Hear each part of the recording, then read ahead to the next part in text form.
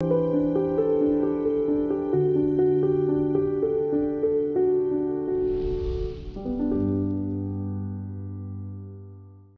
dia, mas bom dia mesmo. Que bom e que alegria estarmos juntos nessa manhã de quinta-feira, hoje 25 de setembro, direto de Campina Grande. Hoje comemora-se o Dia do Rádio e o Dia Nacional do Trânsito.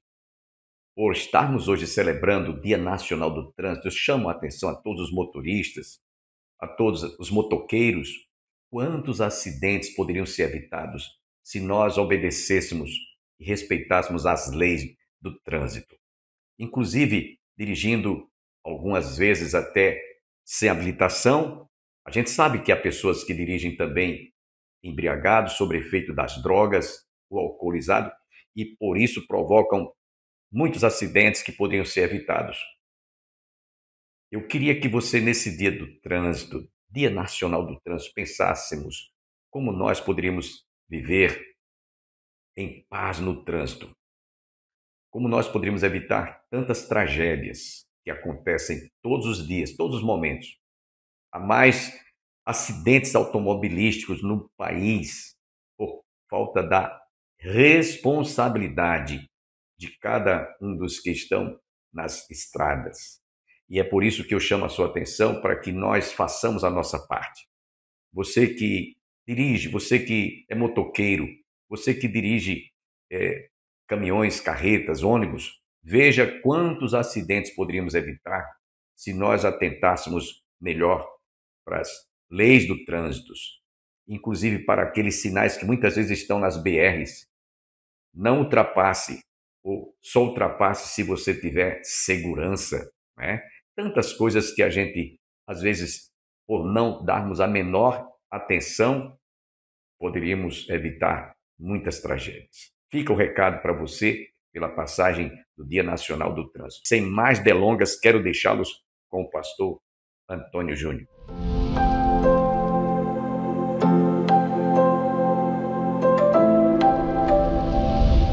Vamos abrir a Bíblia em Amós, capítulo número 5, a partir do versículo número 7, na nossa série Chamados à Verdade. Nós vamos ler esses versículos a partir do versículo número 7.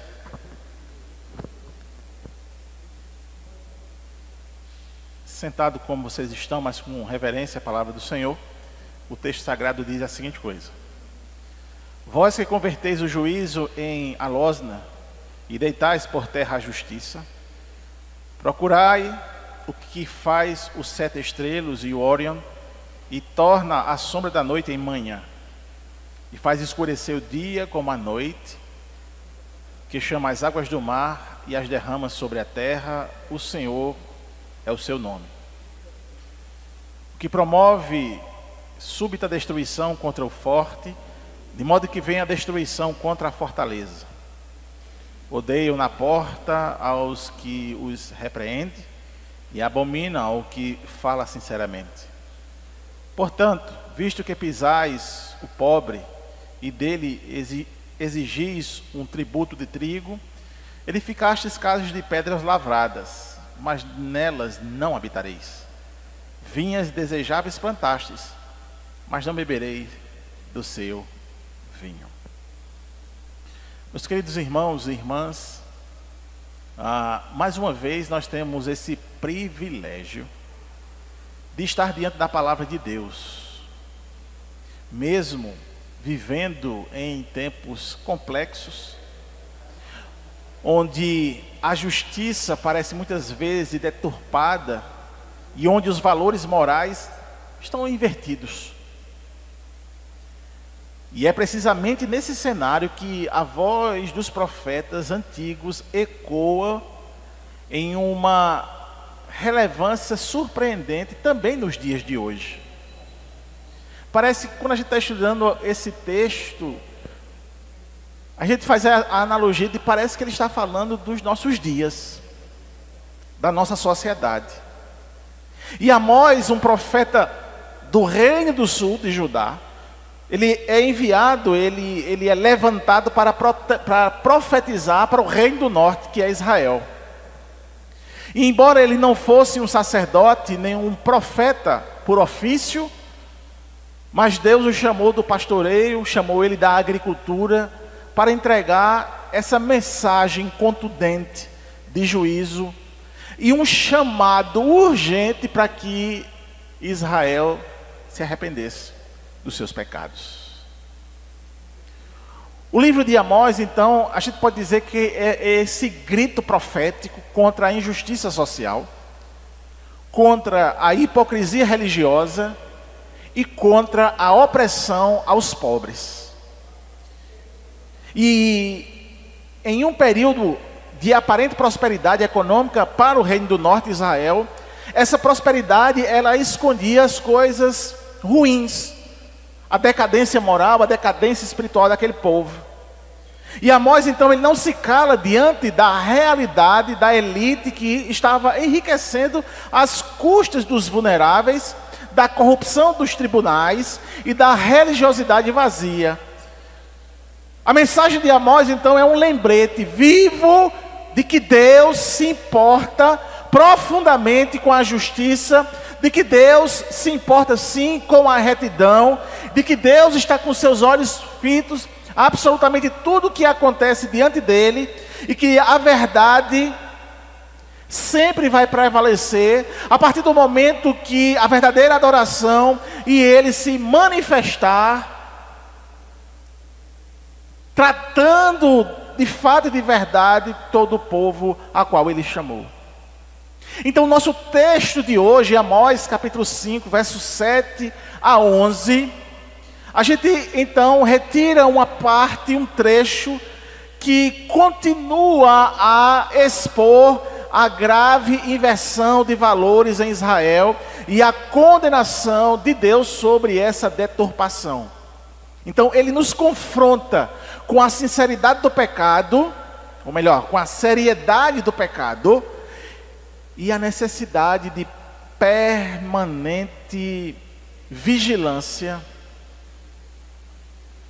sobre todos os aspectos da santidade, da retidão, a qual a igreja do Senhor, ela é formada, ela é caracterizada.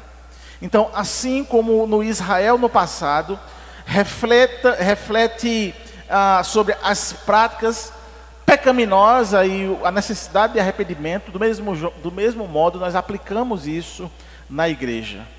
E o que nós esperamos? Que o Espírito Santo nos ilumine e nos guie para entendermos essa mensagem há muito tempo proferida e que está ainda ecoando nos dias de hoje.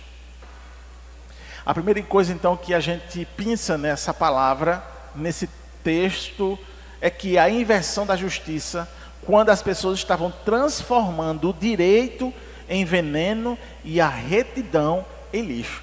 Olha a acusação do profeta. O profeta, ele é direto dizendo que estavam transformando o direito em veneno, em uma substância que causa mal-estar e até a morte. Estava dizendo que a retidão, algo tão sublime, algo tão almejado por nós, eles estavam transformando isso em lixo. Olha o verso 7. Vós que transformais o direito em absinto e deitais por terra a justiça. Esse deitar por terra a justiça é essa expressão de lixo. O que é que a gente faz com o lixo? A gente joga fora, a gente pisa nele. Para compreender então plenamente a gravidade dessa acusação aqui, nós precisamos relembrar um pouco sobre o contexto de Israel no século 8 a.C. Nós estamos falando então de um período conhecido como a Paz Assíria, onde o grande império assírio, ele ainda não tinha dominado todos os territórios, inclusive ainda não havia dominado o território de Israel, o Reino do Norte. E isso trazia uma relativa autonomia para Israel. Israel pensava que tinha autonomia, que tinha soberania. O fato é que esse entendimento deturpado de que eles estavam sendo soberanos,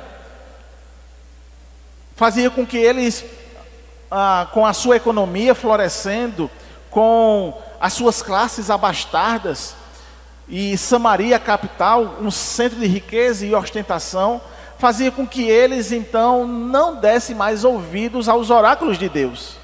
E pudessem então, e começassem então a viver pela sua riqueza, pelo seu materialismo, pela sua ostentação. No entanto, essa prosperidade era construída sobre alicerces frágeis. Porque essa prosperidade, essa riqueza, estava sendo construída à base da injustiça, à base da opressão, à base da corrupção. Então, os tribunais, que deviam ser bastiões da justiça e proteção para os oprimidos, os tribunais de Israel haviam se tornado locais de corrupção. Juízes que davam sentença a partir das suas propinas, da sua corrupção. Isso estava acontecendo nos arraiais de Deus. Juízes e oficiais, eles eram subornados, meus irmãos. E os direitos dos pobres então eram pisoteados, porque o pobre não tinha como pagar. E se eles estavam se corrompendo e recebendo fortunas daqueles que tinham dinheiro, consequentemente a justiça ela era deturpada, a justiça ela não era feita, porque a justiça era feita de acordo com o poder aquisitivo e não com o direito. E é por isso que Amós diz que eles estavam então pegando a justiça e transformando isso em um veneno. É veneno. E essa expressão, transformais o direito em absinto, é essa metáfora do veneno, essa comparação a uma substância tóxica. O direito que deveria ser doce e nutrir a sociedade, tornava-se algo amargo, tóxico, como o absinto. Esse absinto, uma planta que tem conhecido pelo seu sabor amargo, e se o absinto for dar em doses elevadas, ela tem um efeito tão tóxico que pode matar uma pessoa. Era isso que a Amós estava dizendo. A justiça que deveria sustentar a estrutura social e moral era deitada por terra, ou seja, pisoteada, anulada, era lixo. E isso, irmãos, não era apenas uma falha moral. Isso era uma afronta direta à natureza divina, à natureza de Deus. O Deus de Israel é um Deus de justiça e de retidão. Então, se há corrupção, se há perversão, se o direito legal não está sendo exercido, isso é uma afronta a Deus, que é reto, que é justo. Amém, meus irmãos? E você pode fazer sim uma aplicação à nossa sociedade, ou a qualquer outra sociedade que faz isso. Em todo local em que o poder judiciário, que deveria fazer a justiça, não faz por causa da propina, da corrupção, isso é uma afronta a Deus. Essa sociedade, ela afronta o Criador.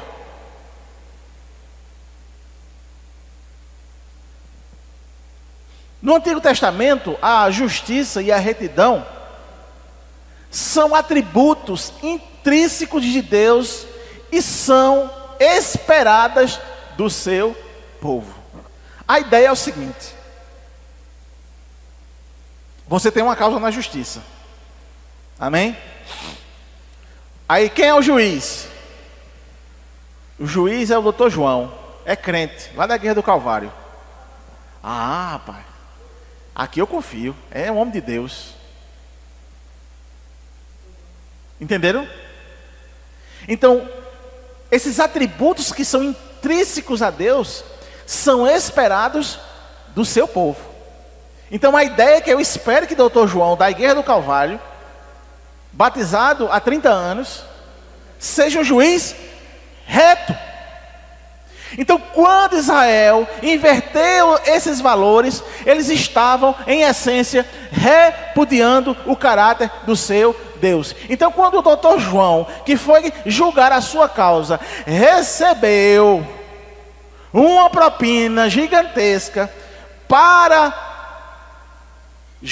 julgar a causa em desfavor do pequeno, que estava confiando que ele era um juiz reto, isso é uma abominação. Uma abominação. É mais grave do que um juiz ímpio e iníquo. Porque se esperava desse homem que se diz crente, ele tivesse esse aspecto de justiça e de retidão, que é atributos essenciais do seu Deus. Entenderam, irmãos? Amém? Então, a mensagem de Amós ressoa fortemente em nossos dias. E o que a gente pode dizer é que, infelizmente, a injustiça social, a corrupção e a deturpação do direito não são fenômenos exclusivos do antigo Israel. Nós vemos isso em nossos sistemas políticos, no nosso sistema econômico, e até mesmo, tragicamente, em algumas instâncias dentro da própria comunidade de fé. Então, como a igreja hoje, ela tem tratado a justiça? Essa é uma pergunta que vale para nós essa noite. E a pergunta que faz então a gente fazer outra pergunta em cima: será que nós, como representantes de Deus, estamos vivendo de forma legal, ou seja, verdadeiramente justo para todos? Porque é muito fácil eu perguntar se o outro está fazendo isso, mas a pergunta é para mim: será que eu estou refletindo esses atributos da divindade, justiça, retidão? Você percebe, irmãos, que a responsabilidade é nossa em particular, é de cada um de nós individualmente. Em nossas próprias comunidades, seja na família, no trabalho, na igreja, nós temos praticado o direito e a justiça, ou temos permitido que preconceitos, favoritismo ou interesses pessoais deturpem a verdade?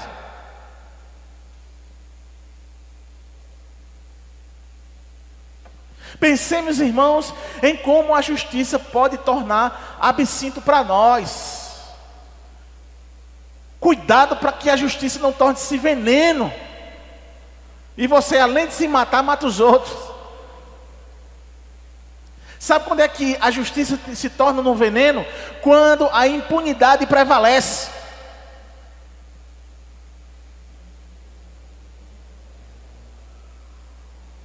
Eu tive no meu ministério, não foi aqui na igreja.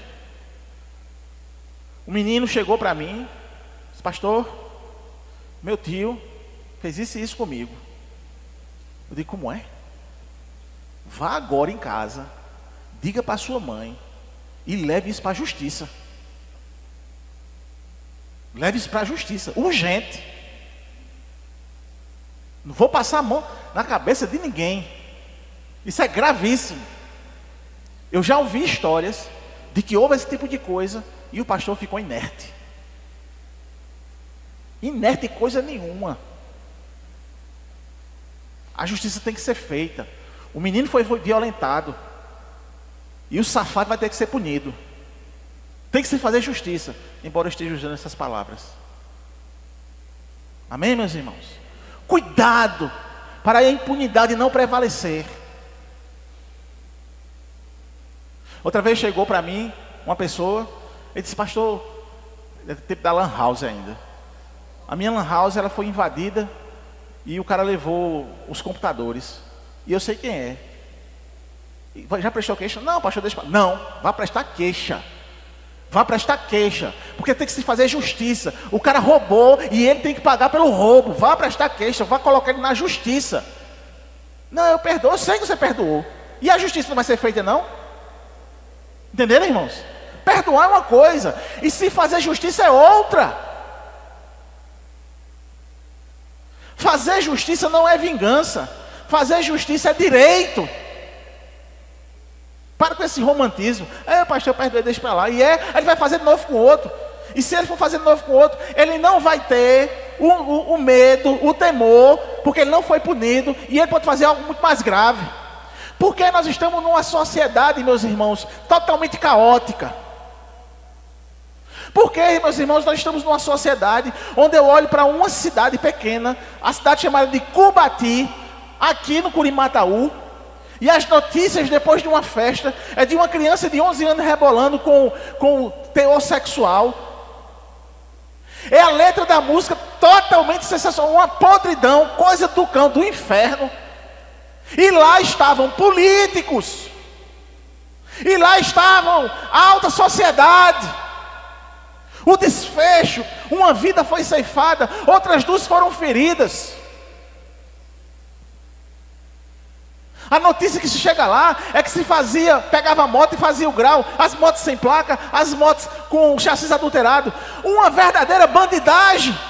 E a gente vai, é um bichinho. Aí quando chega na eleição fica, senador não sei de quê. Misericórdia, igreja, acorde. Nós representamos a Deus aqui na terra. E representar a Deus aqui na terra é representar justiça, retidão, amém? Essa é a aplicação da palavra. Essa é a ideia aqui. Porque a justiça, ela se torna absinto quando o poder oprime o fraco. Sabe o que eu ouvi falar? É um absurdo isso. Eu ouvi falar de que a população da cidade de Cubati teve que botar protetor auricular por causa dos canos de escape das motos. Isso é um absurdo. Sim ou não, irmãos? Irmãos, o espectro autista diz que eles não podem nem ouvir, que o som alto incomoda. Imagina o desespero dos pais e dos meninos e das meninas autistas naquela cidade. Isso é uma vergonha, irmãos. Em pleno século 21, em plena inteligência artificial, eu ainda estou lidando com uma coisa primitiva lá do século passado, lá dos anos 1800. Misericórdia.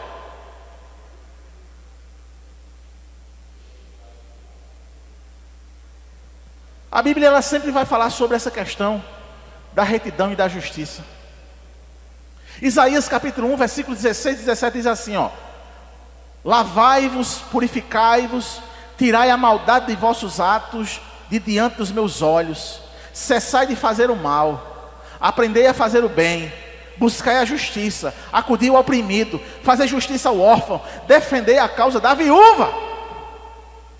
Esse é o nosso papel como crente.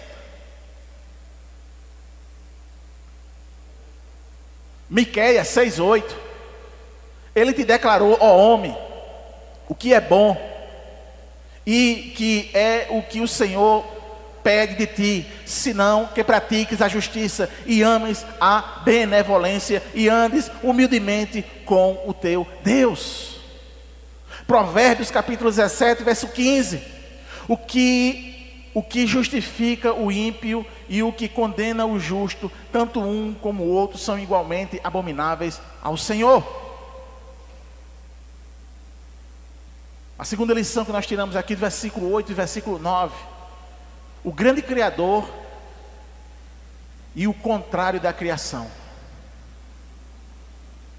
O verso 8 diz, procurai o que faz as Pleiades e os Órion, e torna a escuridão em manhã, e traz escurecer o dia em noite, o que chama as águas do mar e as derrama sobre a face da terra. Senhor é o seu nome. Versículo 9, o que faz vir súbita destruição sobre o forte, e o que traz ruína sobre a fortaleza.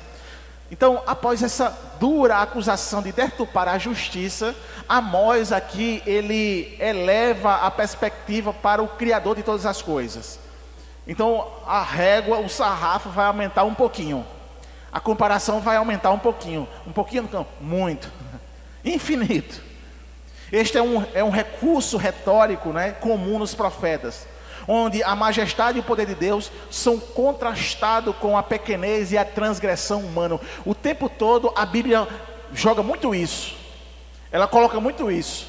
Porque vez por outra o ser humano ele é bem soberbo, é bem altivo.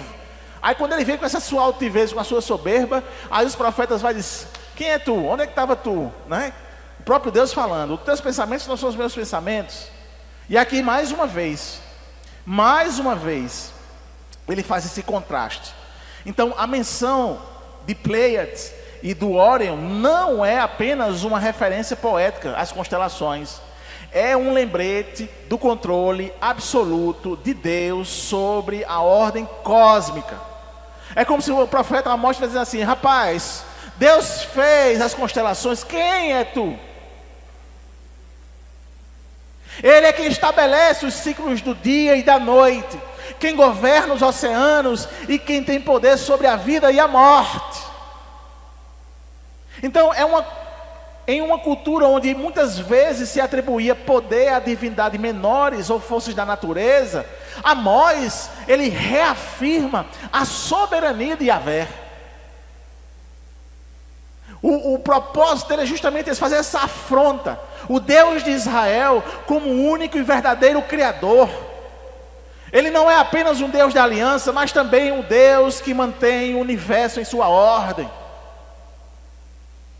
A implicação aqui é clara, irmãos. Olhe, se Deus tem esse poder sobre a criação, Ele certamente tem poder para intervir na história humana, para julgar a injustiça e para trazer à tona a verdade. Ele estava dizendo assim: criatura, parafraseando Deus, criatura, pelo amor de Deus, para de fazer isso. Eu estou vendo o que vocês estão fazendo. Pare enquanto é tempo. Essa ideia, irmãos, mostra também um Deus benevolente, um Deus misericordioso. Deus abençoe a você e toda a sua família e até amanhã, se Deus assim nos permitir.